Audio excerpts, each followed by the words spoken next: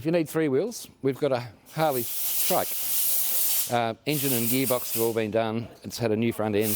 It's a leftover from the flatheads that we used during the Second World War. They kept making them for years and years and years. I think you could buy them up until the 70s in that sort of configuration. Obviously not that colour scheme.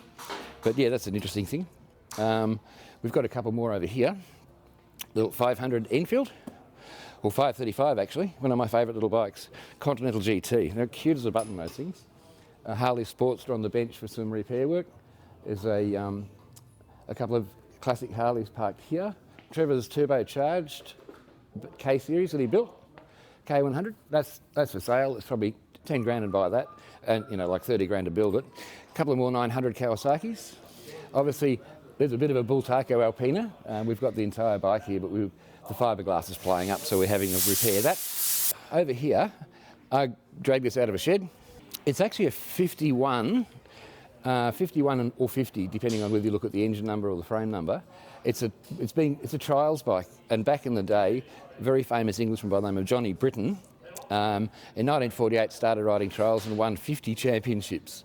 And so what's happening is there's been a bit of a resurgence, because that's what trials bikes look like back then. They were road bikes with knobby tyres fitted, and the reason people like these is because they had a really low torquey engine, like lots of bottom end grunt, and they had a swinging arm, which a lot of bikes didn't have back then. Enfield are bringing out a new Trials 500, which is going to be very similar in style to that, and they're on their way later on this year, I do believe, so that should be a bit of fun.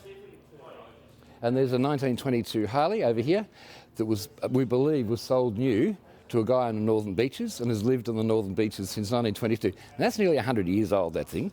And you know what? We got it out, fired it up, and she runs like a clock. It's just been sitting in the shed, but petrol and oil, a bit of a clean up, pull the carby apart, stuck some new plugs in it, and booted it up, and away she went. So it's amazing. It's been sitting around for 100 years. So that's basically what's in the shop today. Next week it'll be different again, and the week after that it'll be different again. So things come and go. We're not afraid to have a crack at working on old bikes. Anything with carbies, points, we don't mind. I mean, that's what we do. We fix them, we sell them, we buy them, we race them, we wreck them. We just do motorbike stuff, We're bike guys and we love it.